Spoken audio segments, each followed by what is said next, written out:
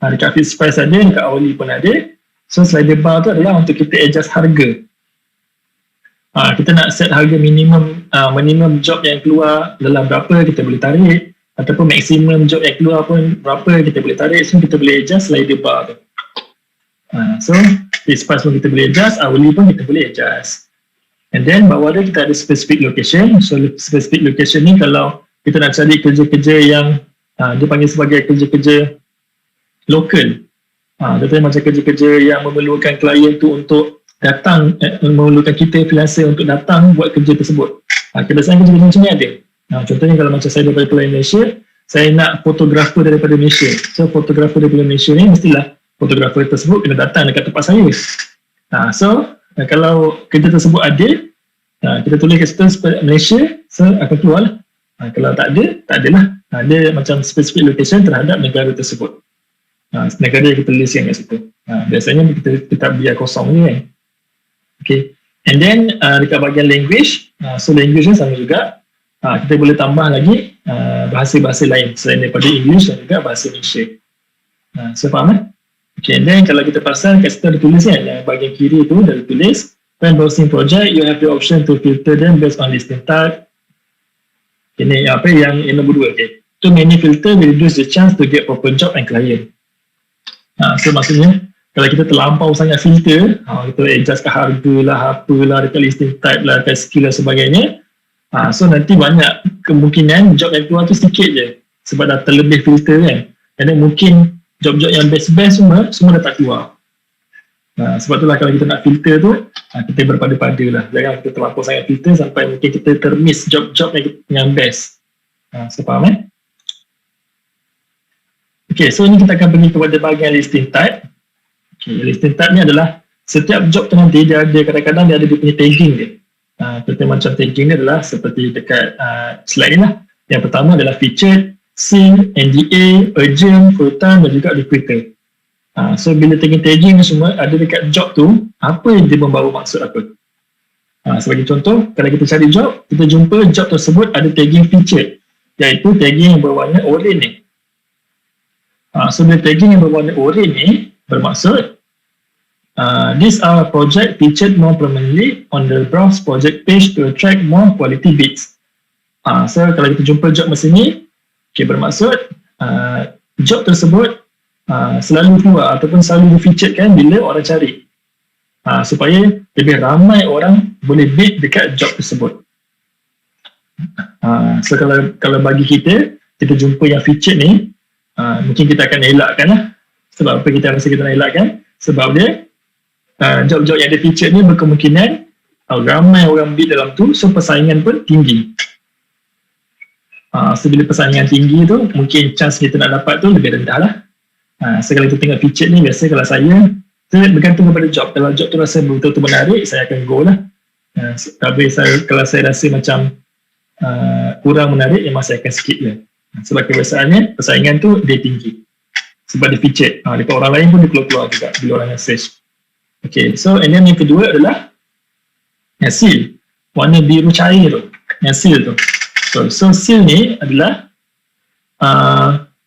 kiranya suatu projek tu, kalau yang tak ada tagging seal, kita boleh tengok ataupun kita boleh lihat freelancer lain yang bid untuk job tersebut.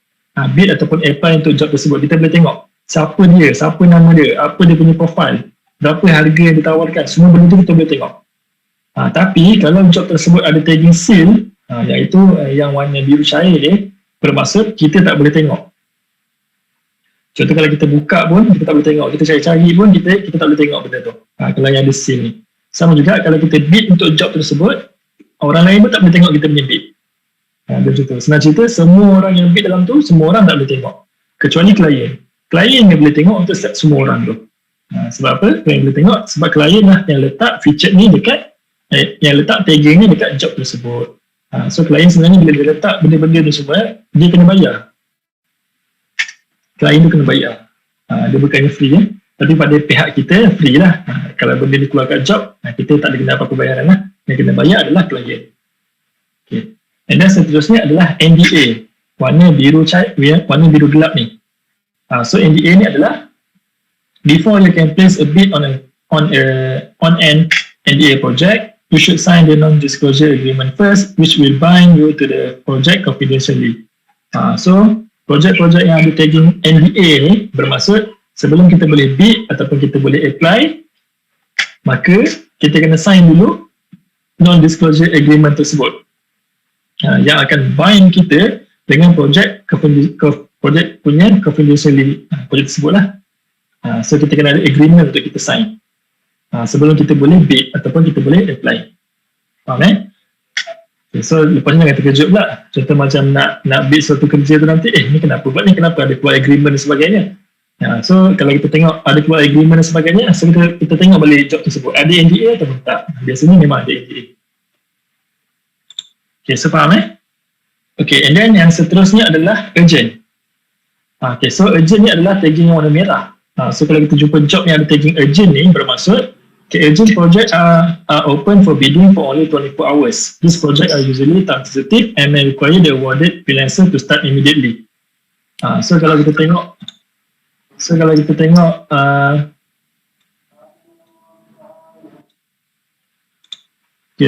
tengok projek yang ada urgent ni, bermaksud projek tersebut hanya buka selama 24 jam saja. Dia sekejap je, walaupun job tu baru, dia buka 24 jam je. So make sure kalau kita jumpa kerja-kerja yang macam ni, kita rasa berminat, kita terus bid. Janganlah kita tunggu-tunggu. Contohnya macam esok lah baru nak bid. So kalau esok kita tengok job tersebut dah habis, dah tutup dah, dah tamat. Kalau ada yang urgent ni. And then yang best dia, kalau kerja-kerja yang ada tagging urgent ni, bermaksud dia adalah time sensitive, and then kebiasaan ni kita akan dapat respon daripada klien laju. Contohnya kalau macam klien tu berminat dengan kita kan, dia akan interview kita laju lah. Contoh mungkin pagi ni kita bid, petang ni mungkin dah dapat respon dan sebagainya. Kita dalam hari yang sama kita akan dapat respon kalau dia berminat dengan kita. Tapi kalau macam projek-projek lain yang makan masa seminggu dan sebagainya, so dia mungkin akan lambat sikit. Dia akan mungkin 2-3 hari mungkin dapat respon dan sebagainya, atau mungkin tak dapat respon langsung. Tapi biasanya kalau yang urgent ni dia laju dia punya respon ni. Faham Okay, and then seterusnya adalah yang full time. Okay, so yang full time ni adalah dari tagging warna hijau.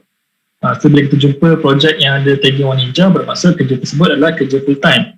So full time project involve ongoing or commission based work. Project fees will only be charged to you and the employer if your payment exceed 5,000 USD. So ni adalah kerja-kerja full time. Kerja-kerja full time pun dia dalam freelance.com. Kalau kita tengok ada tagging hijau tu, bermaksud tu adalah kerja full time lah. So bila kita apply tu, bersedialah kita untuk kerja secara full time. Janganlah kita fikir kerja tersebut adalah kerja fixed price. Jangan. Adalah kerja full time, kebiasaan kerja full time ni adalah kerja hourly punya job. Okay, and then tagging yang last iaitu warna ungu. So warna ungu ni adalah tulis recruiter situ.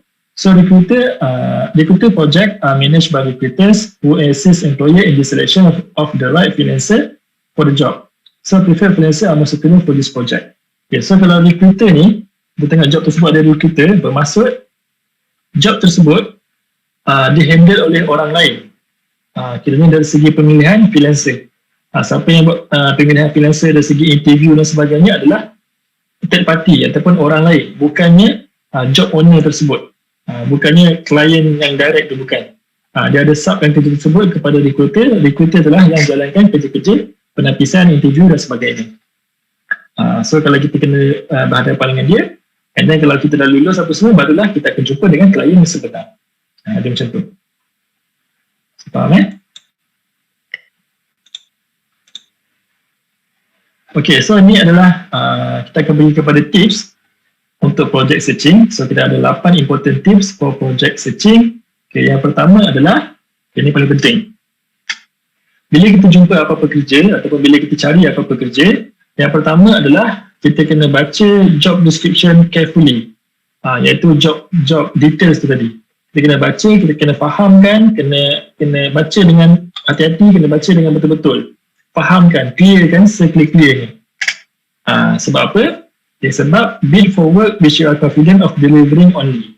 So, bila kita dah baca project details ataupun project description tersebut, kita dah faham dah kerja ni mengenai apa yang kena buat dan sebagainya. So kalau kita rasa kita confident boleh buat, barulah kita bid ataupun kita apply. Bid tu adalah untuk kita apply, dia punya terms adalah bid. Bermaksud kita apply lah. So bila kita dah confident, kita rasa memang kita boleh buat, baru kita bid. Janganlah nanti kalau kita baca semua, kita tengok macam ni kerja apa ni, tak pandai lah apa semua, tapi kita bid juga. Jangan. Bila kita dah baca tu, kita rasa kita boleh buat, barulah kita bid. Kita rasa confident, barulah kita bid. Okay. And then, sebab apa? Sebab dia, kalau failure to deliver any job will leave a bad review on your profile and give you a chance for future job. Contohnya kita dah baca dah project details dia, kita dah baca dah project description dia, kita dah faham dah.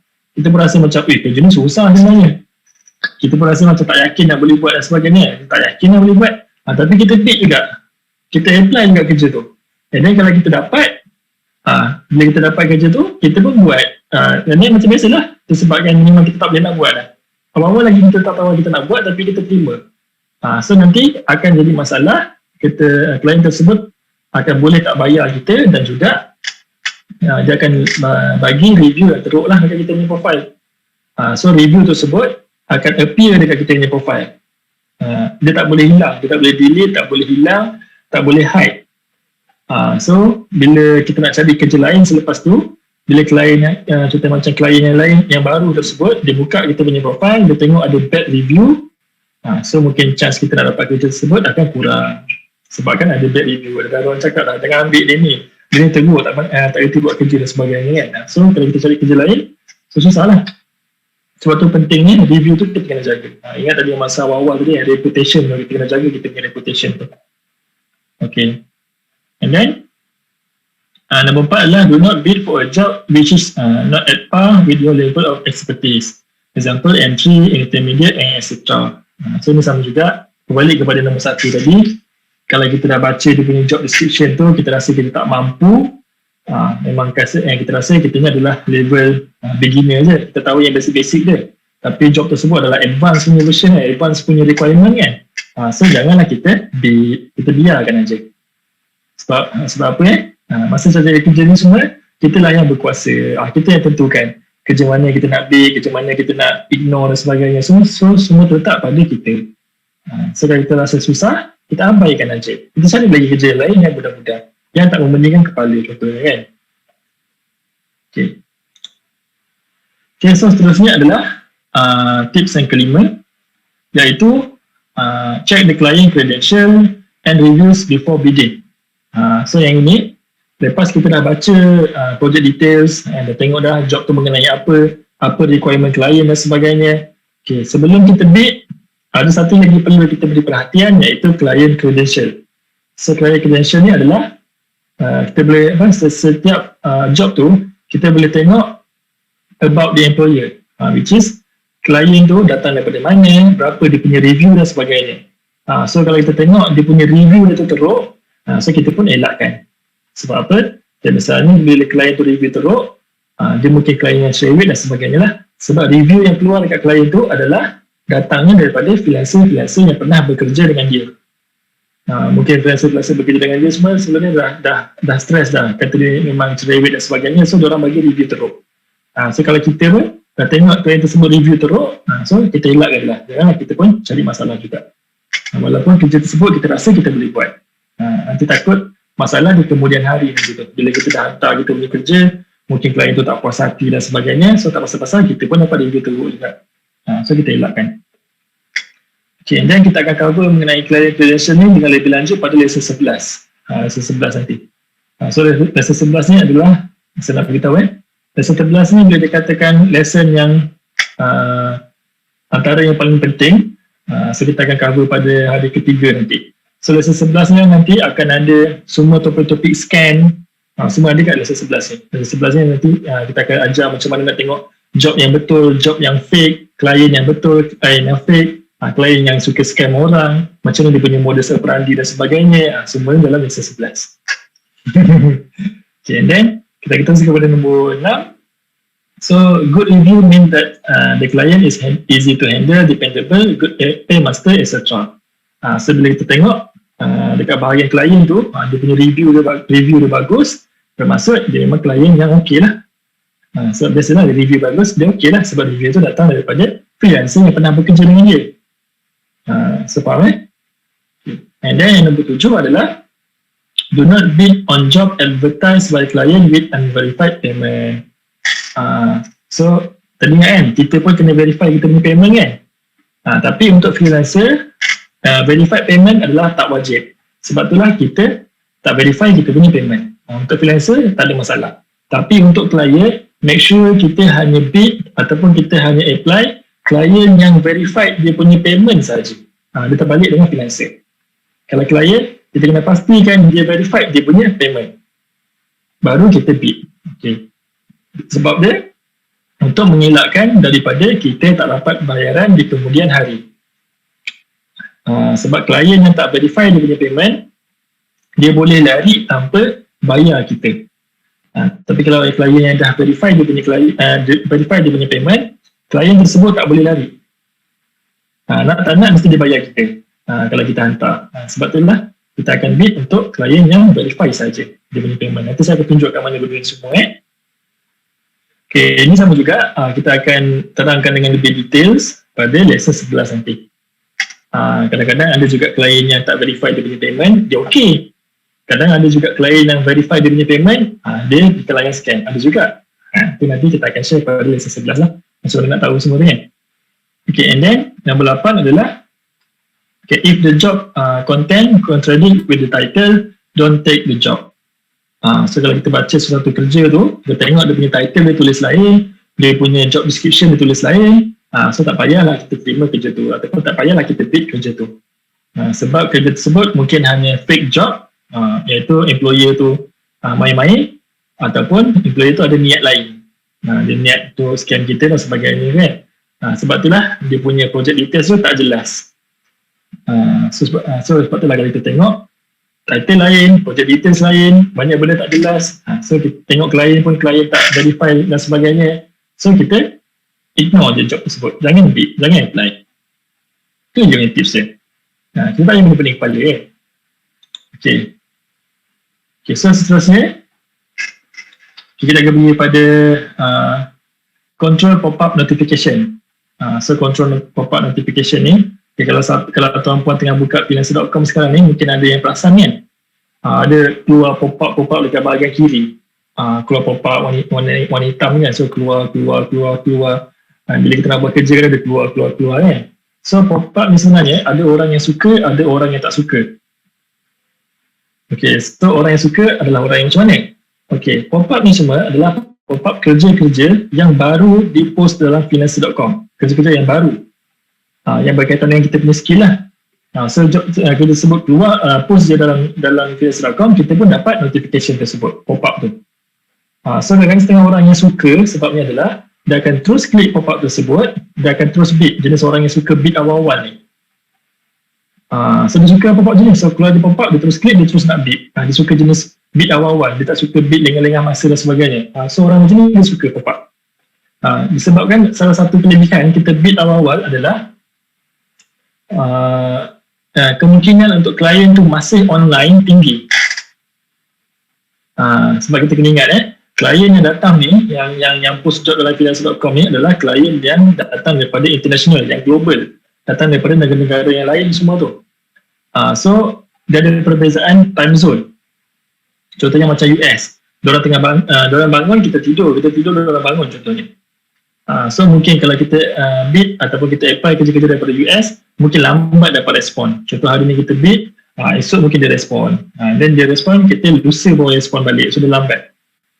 So kiranya kita bid masa diorang tengah offline, so dia nak reply tu lambat, dia nak respon tu lambat. Tapi bila kita bid job-job yang tengah baru masuk ni, tengah panas-panas ni, mungkin klien tersebut masih tengah online, sebab dia baru post kan, mungkin dia tengah online lagi. Kita tengok lagi, lihat dulu yang dia tengok lain-lain dan sebagainya. So kalau kita bid pada waktu tu, mungkin kita akan lebih mudah dapat respon, sebab klien tersebut masih online lagi. So itulah kadang-kadang setengah orang dia suka, dan kadang-kadang setengah orang dia annoying. So benda ni selalu keluar. Kalau lagi job, siapa-siapa pilih skill yang job dia banyak dalam platform, so dia akan keluar je, keluar. So kita pun jadi stres, nak buat kerja pun rasa macam banyak benda gangguan dan sebagainya kan. Okay, so untuk siapa-siapa yang nak tutup, cara dia adalah Okay, boleh klik dekat bahagian ni, kat bahagian atas ni. So boleh klik dekat bahagian yang ada tulis macam wifi tu ataupun hotspot tu. So klik kat ikon tu. Okay, dia akan keluar dekat satu logo ikon gear, gambar gear tu, ikon tu. So klik dekat situ. Lepas tu boleh uncheck dekat show pop-ups. Lepas tu kita refresh, lepas tu done. So nanti kalau kita rasa kita rindu balik dengan pop-up tersebut kan, macam mana ni, rindu lah, masa ada kita tak hargai kan, masa dia dah hilang kita rasa rindu pula. So boleh sama dekat ulang proses tadi tu, kita klik, kita check dekat show pop-ups ni. Okay, itu sahaja. Okay, ada apa-apa soalan tak nak tanya? So habislah kita punya slide ni, bermaksud segala preparation kita untuk esok, nak pergi berperang esok telah selesai. So dah tahu dah apa kita nak kena prepare, apa yang kita kena bersiap sedia untuk esok.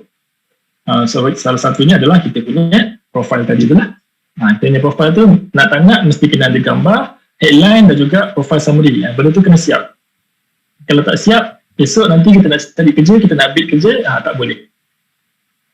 So tadi kita tahu kan macam mana tips and trick nak buat gambar dan sebagainya kan.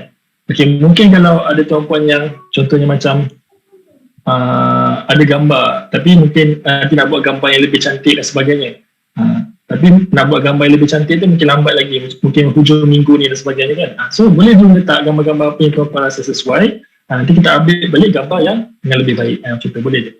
Sama juga dengan ayat-ayat tadi tu, boleh letak dulu yang tuan-puan, boleh rangka dulu ayat-ayat apa semua yang tuan-puan rasa yang okey. Okay, nanti bila satu masa nanti ada rasa nak perbetulkan, nak upgrade bagi lebih bagus dan sebagainya, boleh upgrade. Sebab benda tu semua boleh update, tak ada masalah. Okay, so ada soalan yang nak tanya?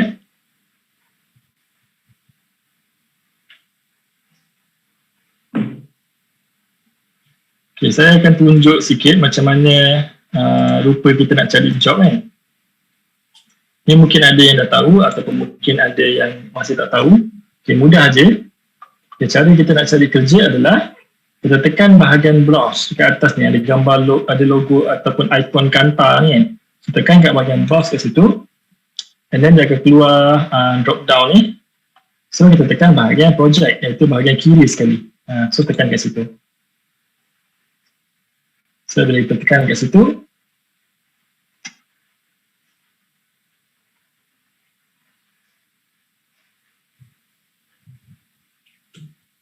okay, kita pun tunggu dah sekejap kan, loading lain lagi kalau internet macam saya ni.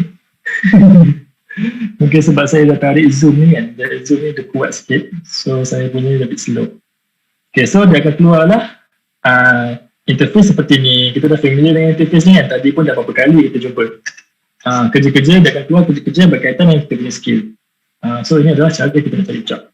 Dan kalau kita nak filter, bahagian sini lah tadi, bahagian kiri ni, kotak bahagian kiri ni kan. So ada fixed price, ada hourly. So kalau saya take dua-dua ni, maka dua-dua job lah akan keluar. Contoh macam kat sini, saya take fixed price dan juga hourly. So total job yang keluar adalah 160. So kalau saya ambil fixed price saja, 6 je keluar. Dan kalau saya ambil hourly saja, so 160. Macam mana tu? 160 tambah 6 bersama dengan 160. Kan? So pelik dia punya sistem macam ni. So tu lah, ini 154. So dia lambat. Betul tadi 154 tambah 6 sama dengan 160. So kalau saya ambil hourly saja adalah 154. So kalau tuan-puan jenis kalau skill yang memang banyak job, kita akan keluar banyak lah kat atas ni. Pada saya punya skill ni engineering dan sebagainya, mungkin job tak banyak keluar. So total semua ada 154.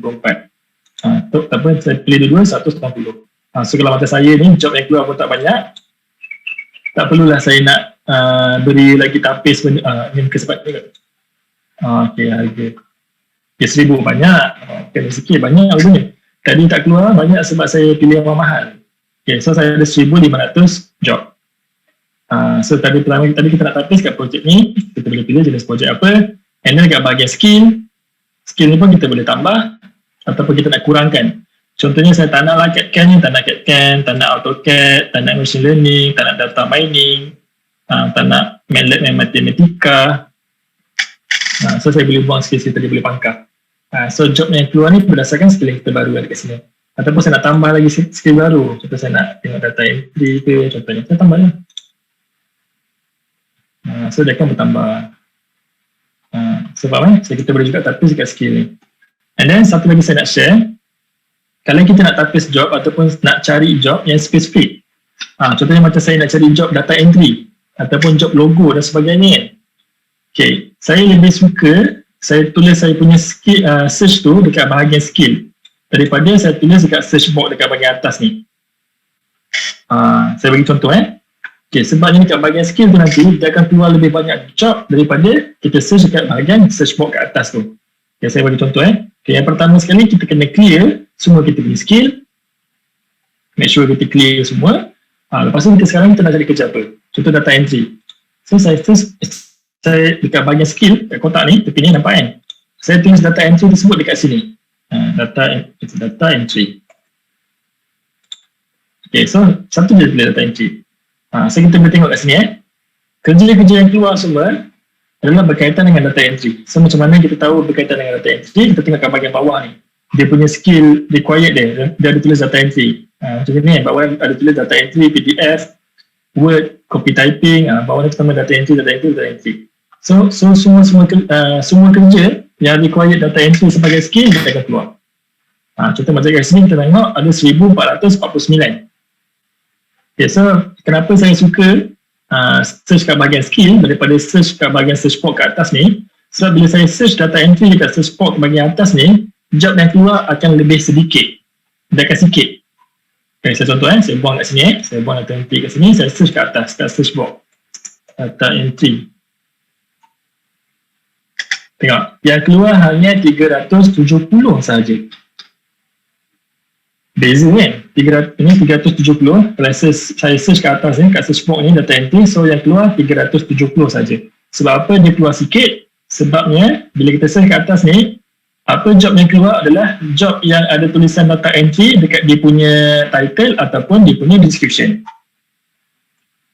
Barulah akan keluar dekat result yang kat atas ni. So kalau dekat dia punya description, dekat dia punya title tak ada tulis data entry, maka tak keluar lah. Sebab itulah yang keluar sikit je, 370. So kalau saya buang kat sini, saya search dekat bahagian skill, data entry, yang keluar 1450. 1000, lebih kurang 1000 lebih banyak daripada saya search kat atas ni.